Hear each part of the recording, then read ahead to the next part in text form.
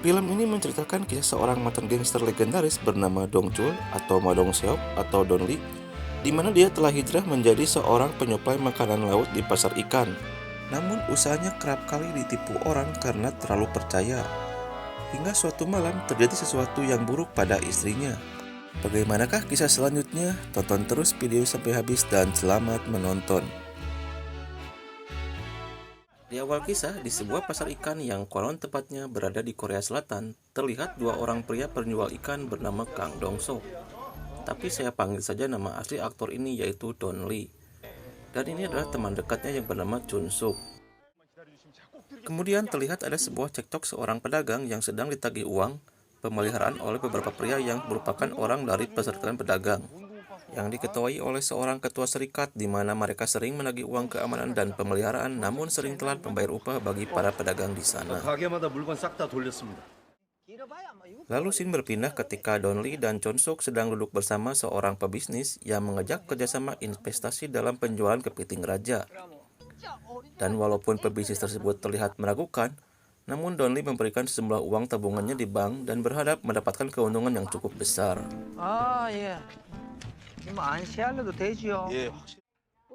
Don Lee sendiri mempunyai istri yang bernama Jisoo yang bekerja di sebuah panti jompo.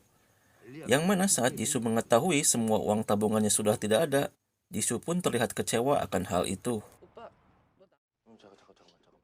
Scene berpindah lagi ke sebuah rumah susun terlihat bapak-bapak di mana tiba-tiba dia didatangi pria bersetelan rapi yang diketahui oleh Gitae.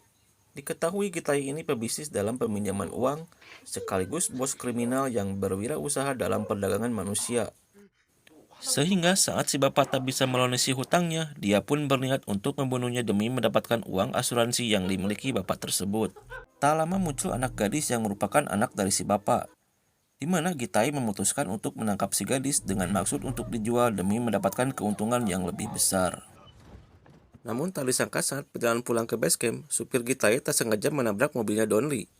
Sehingga terjadi sebuah ketegangan ketika Gitae memukul supirnya sendiri dan meminta maaf atas kelalaian supirnya tersebut.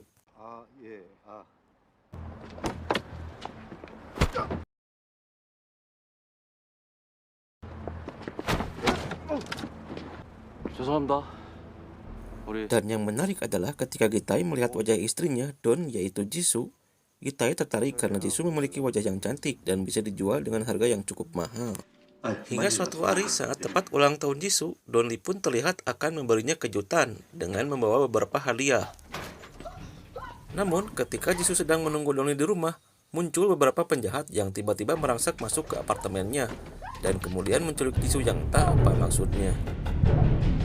Dan alangkah terkejutnya Don Lee ketika pulang tidak mendapati istrinya di sana, di mana kondisi apartemennya berantakan hingga Don menyimpulkan bahwa telah terjadi sesuatu yang buruk pada Jisoo.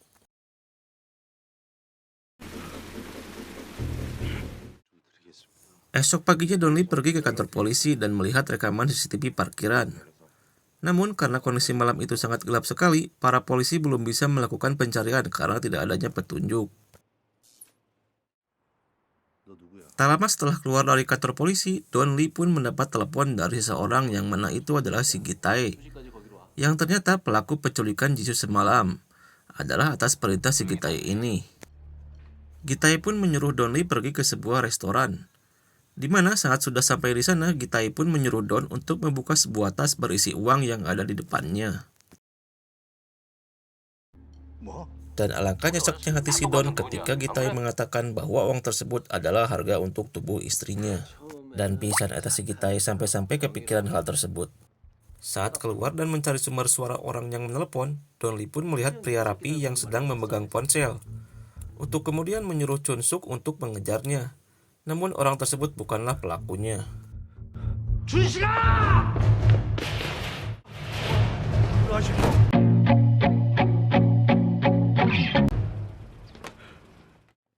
Donli pun kembali ke kantor polisi dan menyerahkan tas berisi uang tersebut, berharap itu bisa dijadikan petunjuk mencari Jisoo. Namun apa yang didapat Donli hanya sebuah kekecewaan, tatkala para penegak hukum tak bisa berbuat banyak. Dan saat melihat beberapa foto orang hilang di sana, Donli pun nampak tak bisa berharap banyak kepada mereka, sehingga dirinya harus mencari Jisoo dengan caranya sendiri. Tak ingin membuang waktu, Donli pergi ke kantor Perserikatan Pedagang untuk menagih upah yang beberapa bulan tidak dibayarkan. Yang mana saat anak buahnya berbuat tidak senonoh kepada Donli, akhirnya kita akan melihat betapa kuat dan jagonya si Don ini ketika dia mampu menumbangkan beberapa anak buahnya si ketua, hanya dengan tangan yang seukuran buah sukun yang dimilikinya tersebut.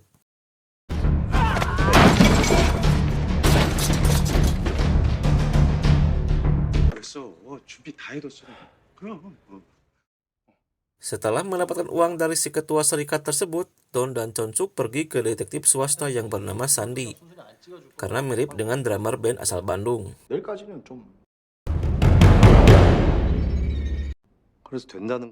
Melihat CCTV restoran saat si penjahat meletakkan tas berisi uangnya, detektif Sandy pun langsung melakukan penyelidikan dengan mendatangi showroom mobil untuk mencari tahu pemilik mobil yang dikenali oleh si penjahat, di mana orang tersebut bisa mengarahkan Donli kepada para penculik istrinya. Singkat cerita, pada saat diajak berbincang, pemilik mobil tersebut mengaku telah menjual mobilnya kepada sebuah tempat judi, yang mana dirinya memiliki utang yang banyak akibat sering kalah main judi, sehingga dia tidak tahu menahu siapa yang menculik istrinya Donli. Sesuai alamat yang disebutkan si pemilik mobil, mereka bertiga telah berada di lokasi dan disambut oleh manajer tempat judi ilegal tersebut. Dan ketika Don meminta informasi orang yang telah membeli mobil si pria tadi, si manajer ini malah tertawa, kemudian memanggil para penjaga untuk menghajar mereka bertiga. Saat mereka bertiga berdiri, si Sandy terlihat melontong sok jago dan menyuruh Donli untuk mundur. Biar saya yang menyelesaikan masalah ini. Namun dengan tingkat kepedean yang tinggi tapi tidak diimbangi dengan fisik yang mumpuni, si Sandy akhirnya dikeroyok. Hingga Don pun turun tangan untuk menghajar para penjaga tersebut.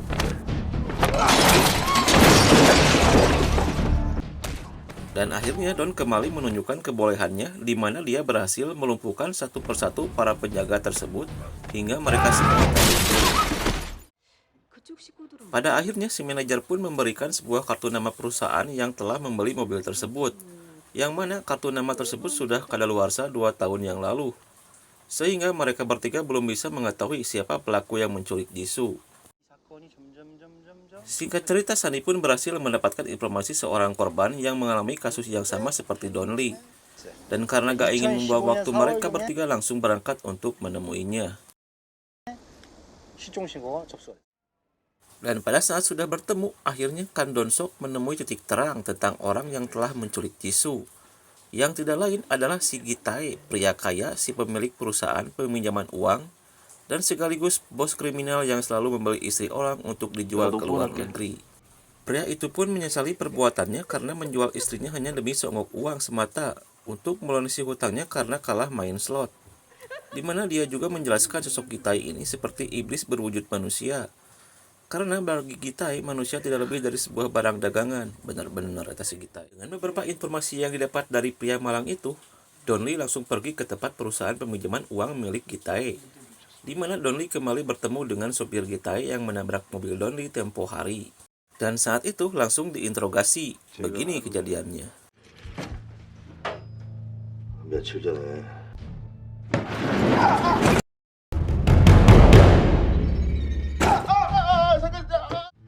Hingga hal tersebut diketahui oleh Gi-tae melalui CCTV kantor, di mana Gi-tae menghubungi anak buahnya untuk berbicara langsung dengan Donli, yang mana adegan ini cukup membuat Donli emosi, karena Don melihat sang istri disiksa oleh Gi-tae dan mengancam Donli apabila tidak membunuh anak buahnya.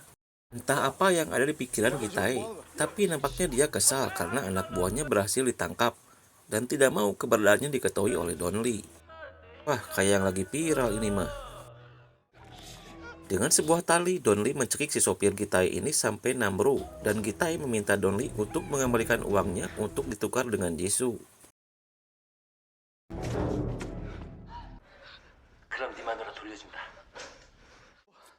Setelah video call selesai, Donnie bergegas menyadarkan anak buahnya si Gitai ini dengan menyayat kulit kepalanya agar aliran darah kembali normal, di mana Donnie tidak benar-benar menghabisinya dan hanya menutup pembuluh darahnya agar orang ini hanya pingsan.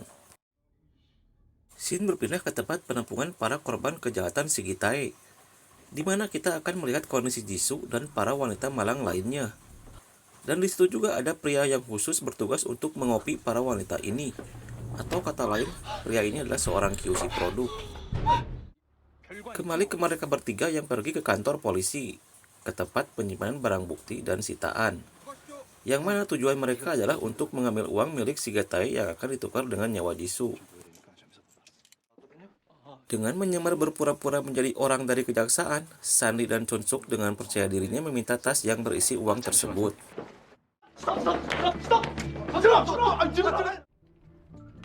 Dan di saat mereka berdua ketahuan, Donnie langsung meledakkan mobil yang berada di parkiran untuk mengalihkan perhatian para polisi tersebut.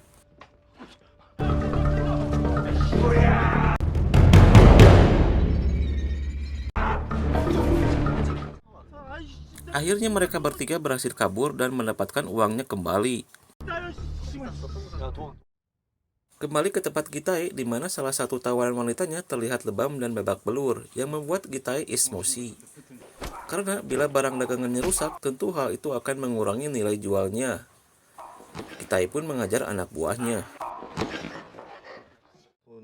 Tak lama kemudian, Gitai menerima telepon dari Don Lee untuk melakukan transaksi penukaran uang dan istrinya. Dan Gitai menyuruh Don Lee untuk datang ke tempatnya saat itu juga. Kemudian Gitai bergegas menyuruh anak buahnya untuk membersihkan semuanya dan memindahkan para tawanan wanita ke tempat lain. Saat situasi sudah aman, Jisoo membangunkan wanita ini untuk kabur melalui jendela. Namun saat penjaga muncul, hanya Jisoo yang berhasil kabur dari sana. Jisoo pun lari ke jalan raya dan meminta tolong kepada pengendara mobil untuk mengantarkannya ke kantor polisi. Tetapi sesampainya di sana dan saat beberapa meter lagi ke kantor polisi, Jisoo harus kembali tertangkap oleh Gitai.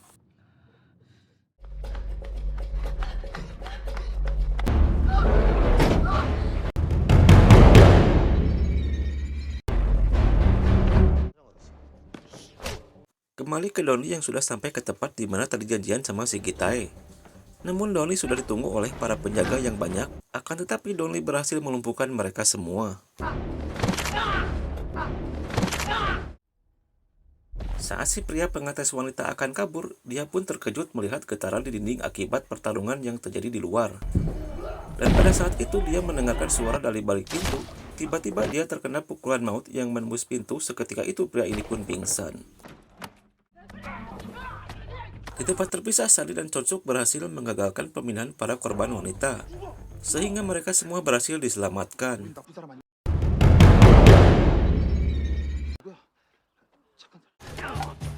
Kembali ke Don Lee yang mencari di mana Jisoo berada. Namun dia dihadang oleh para penjahat lain, dan begini kejadiannya.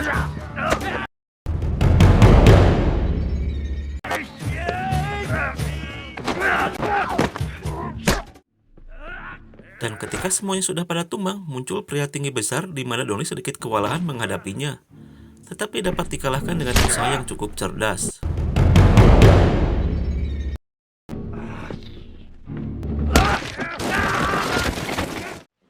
Saat pergi ke ruang kurungan, di mana Don Lee melihat jendela yang sudah dijebol, hingga Don Lee berpikir bahwa istrinya sudah berhasil kabur.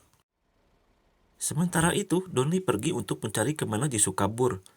Sandy dan Chun-suk kedatangan para polisi memeriksa TKP, di mana mereka secara tidak langsung telah membantu pihak kepolisian dalam mengungkap kasus yang cukup berat.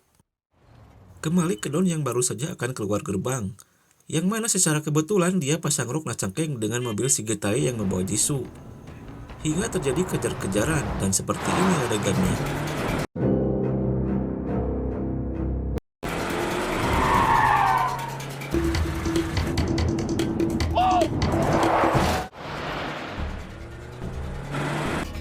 Saat Don sedikit lagi menghentikannya, tapi Gitai dengan cepat berbelok yang membuat mobil Donnie terguling ke samping jalan.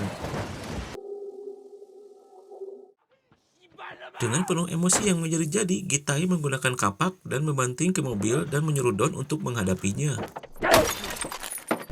Dan tiba-tiba Donli menarik Gitai ke dalam mobilnya, di mana Gitai diobok-obok sampai lemas. Sadar Gitai tak bisa berbuat apa-apa, lalu meminta maaf kepada Donli karena telah berbuat salah. Namun karena Don mendekati Gitai, malah mengancam akan bunuh diri dengan menggunakan pisau dan kemudian menyerang Donli. Tapi dengan tangan besarnya, Donli mematahkan pergelangan tangan Gitai sambil memukul wajahnya beberapa kali. Kemudian Donli berhasil menyelamatkan istrinya.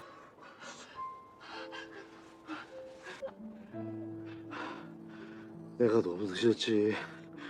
Di akhir kisah ini, akhirnya Donli bisa sukses besar atas investasi kepiting raja yang terjadi di awal film tadi. Dan konon katanya kepiting tersebut diekspor ke Pangandaran.